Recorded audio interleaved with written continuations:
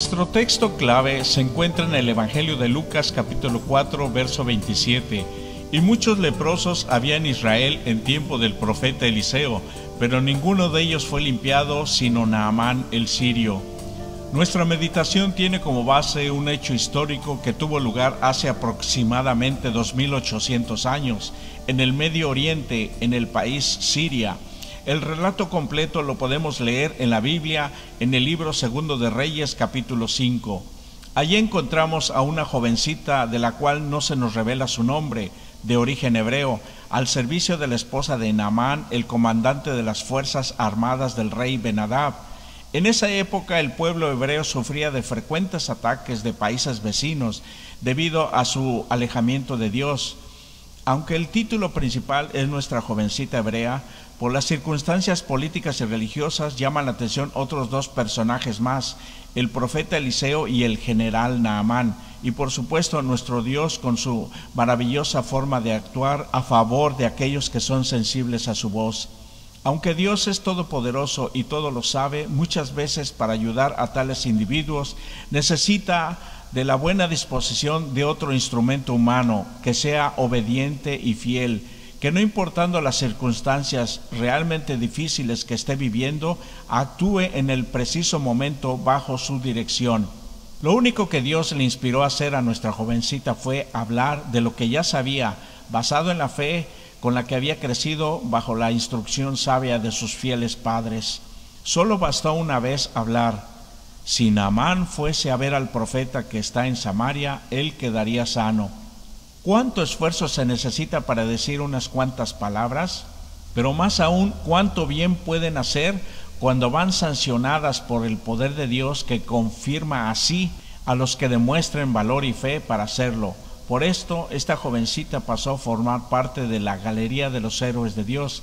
En realidad, ella misma no sabía las repercusiones que traerían sus palabras, pero habló de lo que sabía y creía de todo corazón. Por la fe de la jovencita creyeron la esposa de Naamán, Naamán mismo y el rey sirio. Lo más curioso fue que cuando llegaron estas palabras a la propia gente de la jovencita, el rey israelita, explotó en un grito de incredulidad y dolor.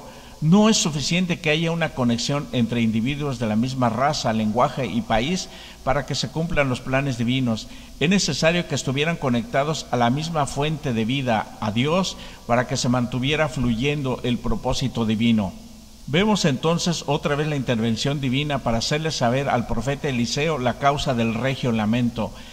Pero nada detiene los planes de Dios, y si a un gobernante en su momento Dios le dio la oportunidad de gobernar de acuerdo a Dios y no lo hace, Dios usará otros instrumentos que sean obedientes, aunque en ese momento sean los más indignos y en cautiverio extranjero, a muchos kilómetros de distancia. ¿Cuánto bien puede hacer un individuo o una familia entera cuando, aún en el exilio, como Daniel y sus amigos, deciden de todo corazón estar de parte de Dios? Son instrumentos preservados para que a su tiempo conmuevan a todo un país con el conocimiento de la palabra de Dios. Finalmente Naamán fue sanado después de pasar por las pruebas de obediencia a lo que Dios, a través del profeta Eliseo, le pidió seguir. Naamán se declaró creyente del verdadero Dios y llevó como un precioso tesoro su nueva fe hacia Siria. Naamán vino a ser un ejemplo utilizado por el mismo Dios, su sanador, cientos de años después, cuando vino en la persona de Jesucristo, como un ejemplo en contra de la incredulidad de su propio pueblo, que decía creer pero que no actuaba acorde a la luz que se le había dado. Para los que Dios llaman, algunas veces va a ser difícil hacer lo que Dios pide, porque tienen que hacer cambios drásticos en su vida. Como seres humanos estamos acostumbrados a caminar por la vida lejos de Él y vivimos como se nos apetece. Además, porque el orgullo o el miedo a hacer lo que no está de acuerdo a la herencia familiar, educativa, social o religiosa nos lo impide. En otras palabras, el temor a ser diferente.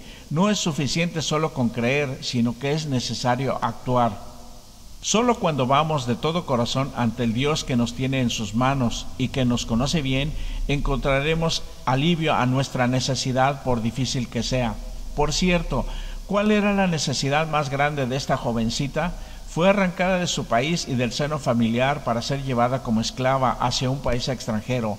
En otras palabras, se convirtió en una inmigrante bajo las circunstancias más penosas y difíciles que puede sufrir un ser humano. Pero ella no se sumergió en el mar de la autocompasión y desesperación. Ella estuvo atenta más bien a las necesidades y sufrimientos de los demás, aunque Naamán fuera el jefe de sus raptores. Ella convirtió en victoria para Dios lo que parecía una causa perdida, su propia vida. Actualmente para mucha gente no han cambiado mucho las cosas, a pesar de haber pasado casi 3 milenios en el proceso de civilización.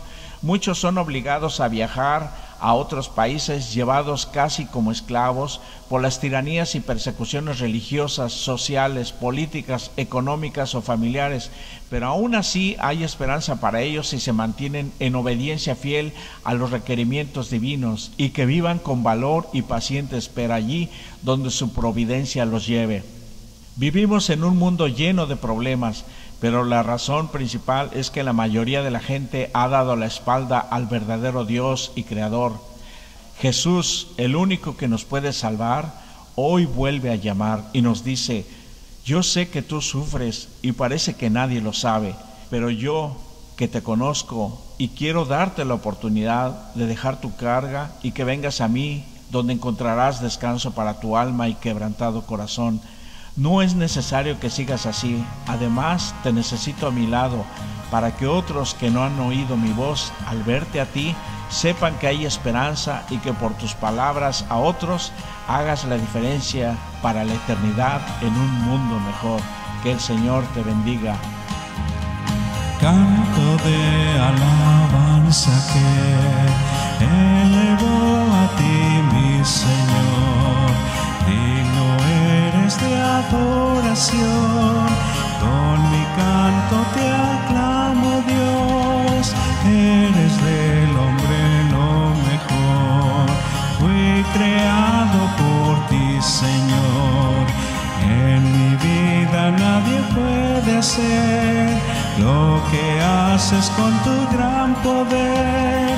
Canto de alabanza que fluye solo por ti, mi Dios. Canto de alabanza es tu gozo en mi voz. Canto de alabanza que fluye solo por ti, mi Dios. Canto de alabanza es tu gozo en mi voz. ¿Cómo podría yo olvidar lo que hiciste por mí en la cruz? Para mí el cielo se abrió y pude contemplar tu luz. Gracias nuevamente te doy, pagaste por mi salvación. Digno eres de adoración, te amo con todo el corazón. Canto de alabanza que fluye solo por ti, mi Dios.